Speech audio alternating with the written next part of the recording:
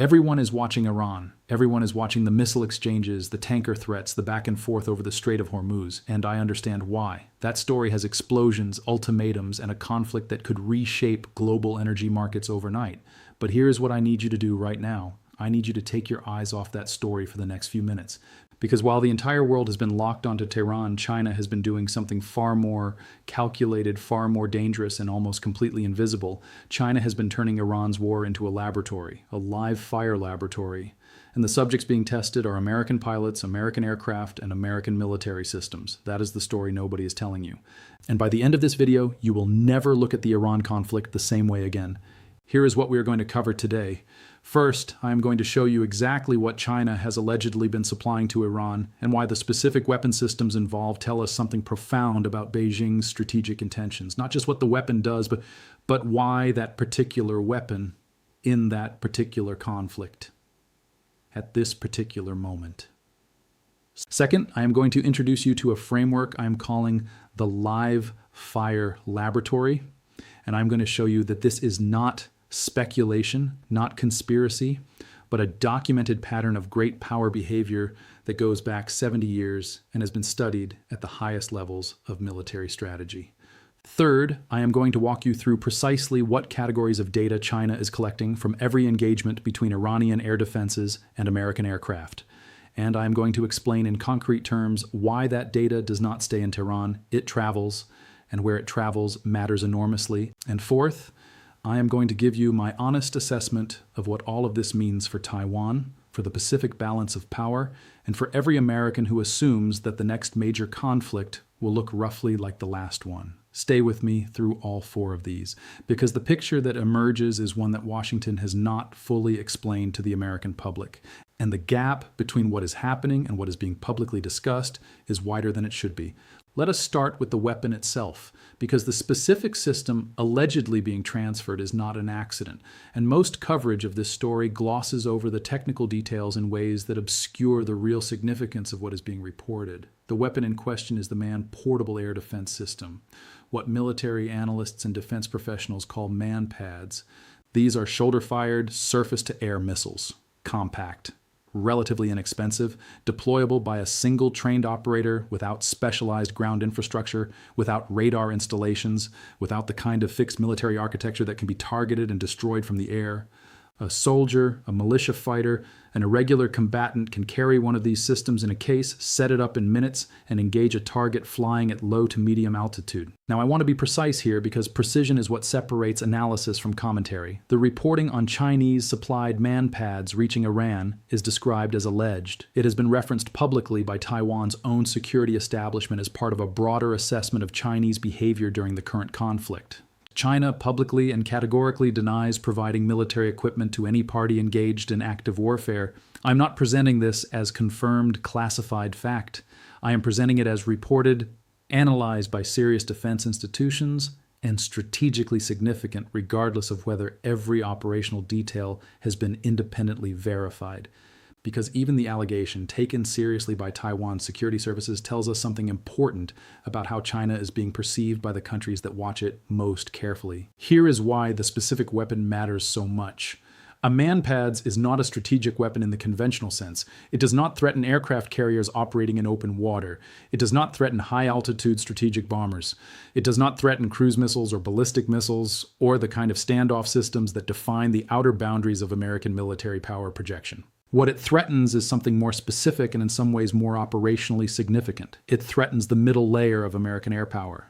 The aircraft and flight profiles that American forces rely on to execute close air support missions, to conduct reconnaissance at operationally useful altitudes, to sustain the persistent presence operations that keep a military campaign functioning over days and weeks and months, helicopters, a 10 variants and their successors operating at lower altitudes, transport and logistics aircraft, intelligence gathering platforms that need to get close enough to be useful. When you target that middle layer, you are not trying to win a single dramatic engagement. You are not trying to shoot down an aircraft carrier's entire air wing in one afternoon. You are trying to generate data.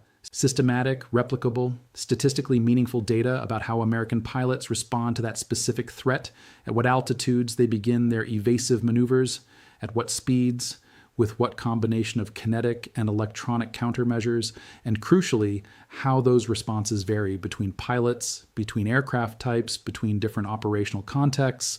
That data is extraordinarily valuable. And here is the part of this story that I genuinely do not think has been communicated clearly enough in any mainstream coverage I have seen. The value of that data is not for Iran. It is not primarily for Iran's military planning. Iran is not constructing a Pacific war strategy. Iran does not have a conflict scenario in which granular knowledge of American pilot response patterns to shoulder-fired missile threats translates into the kind of decisive military advantage that changes the strategic calculus of a major power confrontation. The country that needs that data, the country that has been systematically studying American military doctrine, American aircraft performance envelopes, American pilot training methodologies, and American operational patterns for decades, is China. And China may have just found a way to collect live fire data on American military systems without putting a single Chinese soldier in the field, without triggering a single American response, and without crossing any of the thresholds that would formally constitute an act of aggression. This brings me to the central framework of today's analysis. I am calling it the live fire laboratory. The live fire laboratory is the deliberate strategic use of a proxy conflict or a partner nation's military engagement to generate real operational data about an adversary's military capabilities, response patterns, tactical doctrine, and systemic vulnerabilities in conditions that no training exercise, no computer simulation, and no peacetime intelligence collection can fully replicate. Let me give you the historical foundation that makes this framework analytically credible rather than merely speculative. During the Vietnam War, the Soviet Union supplied North Vietnam with surface-to-air missile systems, specifically the SA-2 Guideline, a radar-guided surface-to-air missile that represented some of the most sophisticated Soviet air defense technology of the era. Now, there were genuine reasons related to alliance solidarity and geopolitical positioning for those transfers, but Soviet military archives, examined extensively after the Cold War ended, reveal something more deliberate and more calculated underneath the alliance logic. Soviet military advisors were present in North Vietnam specifically to observe and document American air operations. They watched how American pilots responded to SA-2 radar lock warnings. They cataloged which electronic jamming techniques the Americans deployed and which ones worked against which radar frequencies. They recorded every aspect of American anti-surface to air missile tactics that they could observe. And they transmitted that data back to Moscow systematically. The lessons extracted from the skies over Vietnam fed directly into Soviet air defense doctrine updates, into design changes in subsequent Soviet surface-to-air missile systems, and into a refined understanding of where American air power was genuinely vulnerable versus where it projected an image of invulnerability that the data did not support. The Soviets did not invent this approach. They refined it from earlier Cold War proxy conflicts. And the Americans, to be fair, did something broadly similar in other theaters and other conflicts. This is what sophisticated great powers do when they have the opportunity. They learn from other people's wars. China has studied that history with extraordinary attention. The People's Liberation Army has entire institutional structures devoted to what Chinese military doctrine calls studying local wars under modern conditions. Every significant military conflict of the past 40 years has been analyzed, dissected, and incorporated into Chinese military planning and doctrine development. The 1991 Gulf War profoundly shocked Chinese military planners because it demonstrated how comprehensively American precision air power could destroy a conventionally equipped military that China's own forces closely resembled at the time. That shock drove 2 decades of Chinese military modernization. The 1999 Kosovo campaign, the 2003 Iraq invasion, the Libya intervention, every significant American military operation has been studied by Chinese analysts who are asking one specific question: what does this tell us about American military strengths and vulnerabilities? And how do we design our own forces to defeat those strengths and exploit those vulnerabilities in the specific conflict scenario we are most focused on, which is Taiwan? Now, right now, with American aircraft operating in an active conflict environment involving Iranian air defenses, China has what may be its best data collection opportunity since Vietnam. And unlike Vietnam, China does not need to have advisors physically present in the theater to collect much of the most valuable data. Modern signals intelligence capabilities allow for remote collection of electronic signatures, communication patterns, and observable engagement outcomes from substantial distances. China has been building exactly that infrastructure across the Middle East and surrounding regions for years. Let me walk you through specifically what categories of data are being generated and why each category matters. The first category is aircraft performance data under real combat stress. When an American aircraft operating in the region encounters a surface-to-air missile threat, the pilot executes evasive maneuvers. Those maneuvers are not random. They follow trained response patterns. But they also reveal the actual performance envelope of the aircraft at that altitude and airspeed, how tight a turn is achievable, how rapid a descent can be executed, what the actual operational limits of that specific airframe look like when a real human pilot is executing real evasive action under real combat adrenaline, rather than in a test environment with a test pilot and chase planes standing by. The gap between documented aircraft performance specifications and actual combat performance is something that defense analysts spend enormous effort trying to estimate. A live-fire environment closes that gap with real data. The second category is electronic warfare signature collection. Every American military aircraft carries electronic warfare systems, radar warning receivers that detect missile guidance signals, jamming systems that attempt to break the guidance link between a missile and its target, chaff and flare dispensers designed to confuse infrared and radar-guided systems. When those systems activate in a real engagement, they generate observable electromagnetic signatures. The specific frequencies being jammed, the timing patterns of countermeasure deployment, the precise electronic fingerprint of American aircraft electronic warfare systems under combat activation, all of that is observable to signals intelligence assets with the right capabilities and positioning. And that information tells you something that no amount of peacetime intelligence collection about American electronic warfare doctrine can fully substitute for. It tells you how those systems actually work when they are turned on for real. The third category is command and control architecture mapping. When American forces operate in an active conflict environment, they generate communications. Command decisions flow down. Situation reports flow up. Coordination happens between aircraft and ground controllers, between American forces and coalition partners.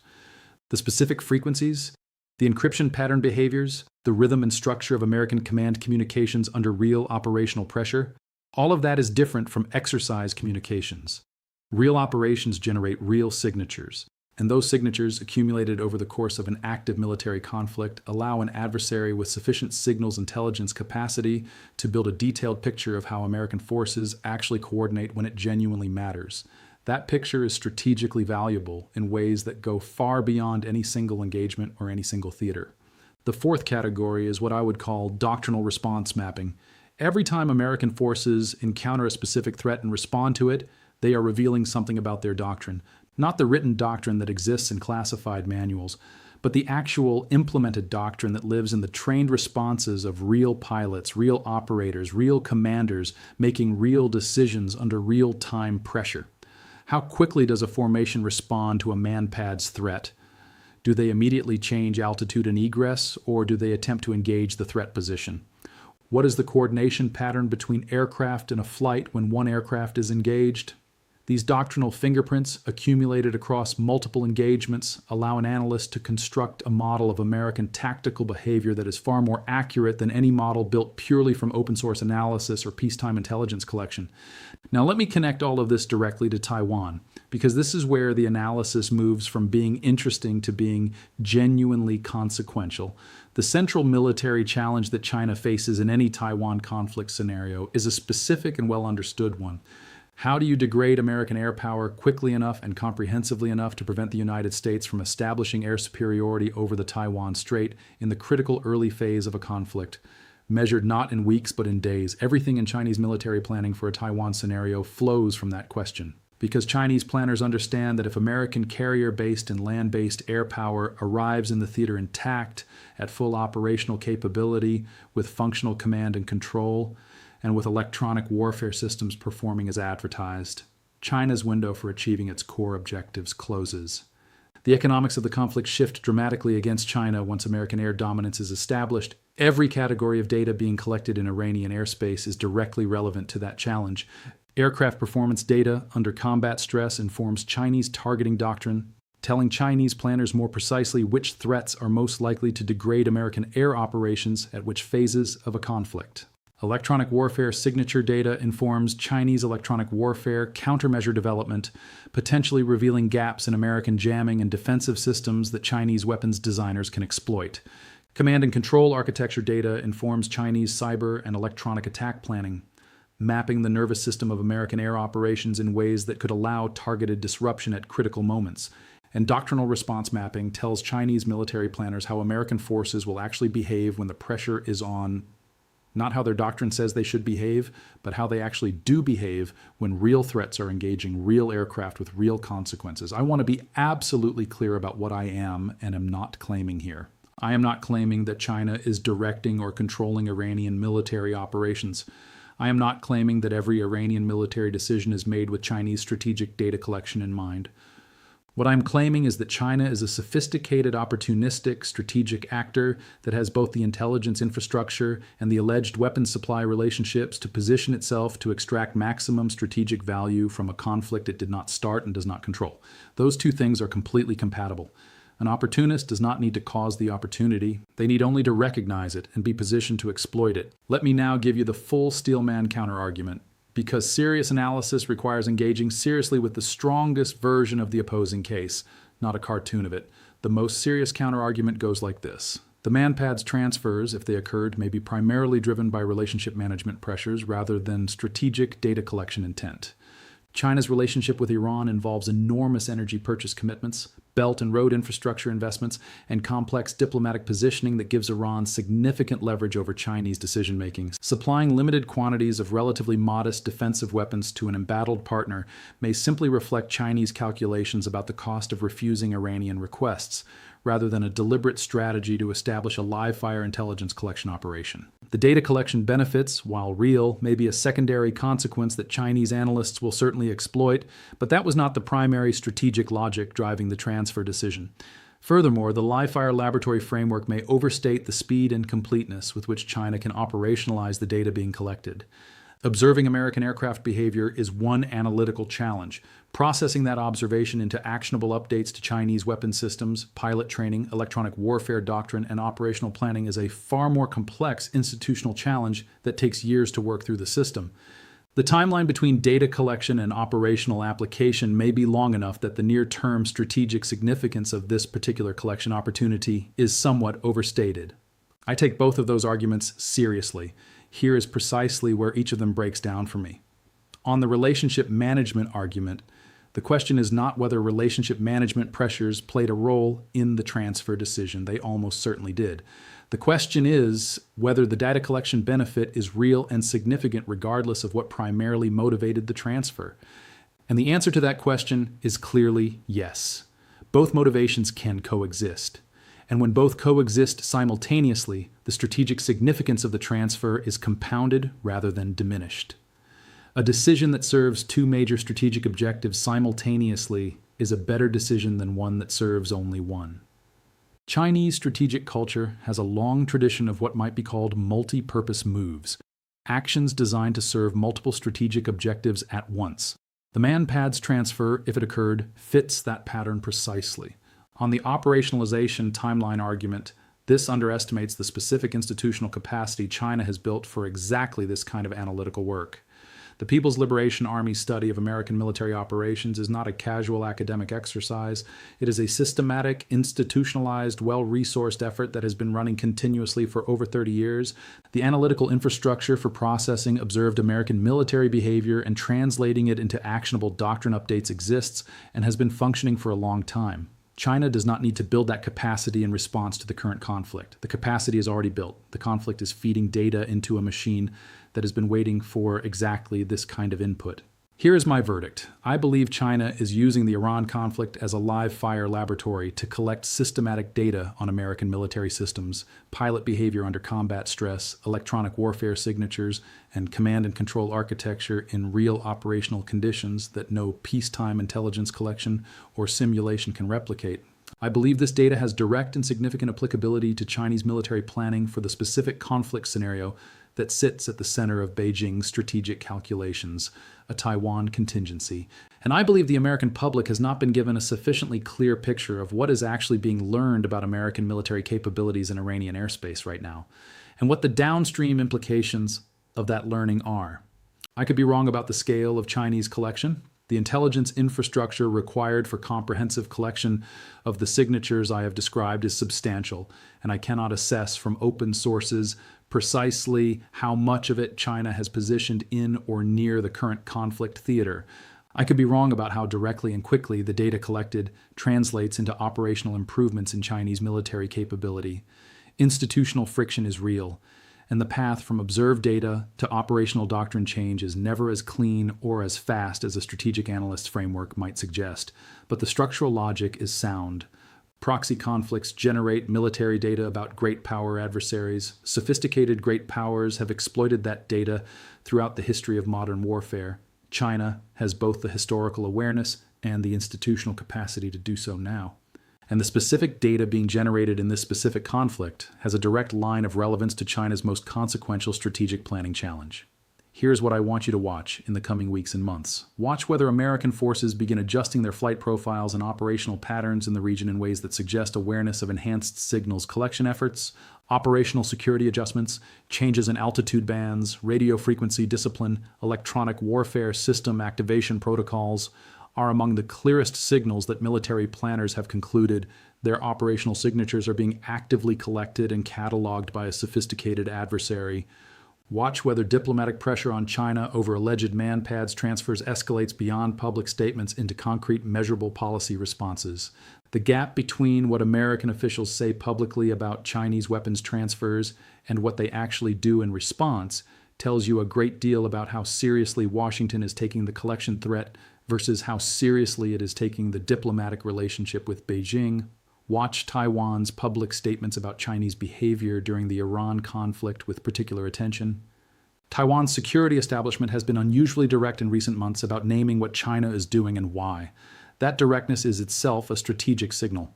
Governments do not speak publicly about adversary behavior at that level of specificity without a reason. Understanding why Taiwan is saying what it is saying now, and why it has chosen public statements over quiet diplomatic communication will tell you something important about how close we may be to a moment when the data collection phase gives way to something more direct. Here is your homework.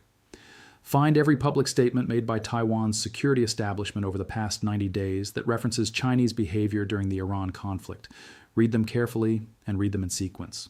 Because the pattern across those statements, what is being said, what is not being said, what is being said more loudly over time, tells a story that individual statements do not. Governments communicate through the evolution of their public positioning as much as through any single statement. Taiwan is telling you something. The homework is to listen carefully enough to hear it. And here's the question I want you to carry into the comments. If China has spent recent months collecting systematic real-world data on American military performance in Iranian airspace, what specifically does that change about the balance of power in the Pacific, not in the abstract, but concretely? Does it change your assessment of how a Taiwan conflict would unfold in its first 72 hours?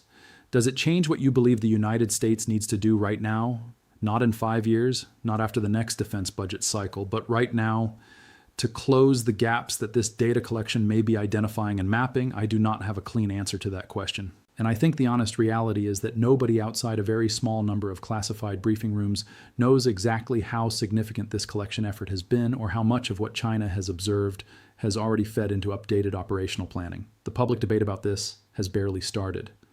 And the window for having that debate before it becomes urgently relevant may be shorter than most people realize. If this kind of analysis is what you come here for, the kind that goes 3 layers deeper than the headline, that names the frameworks underneath the news cycle, and that connects what is happening in one theater to what it means in another, then this is your home. Subscribe. Hit the notification bell. Because the next lecture is already being written, and you do not want to arrive after the exam has already started.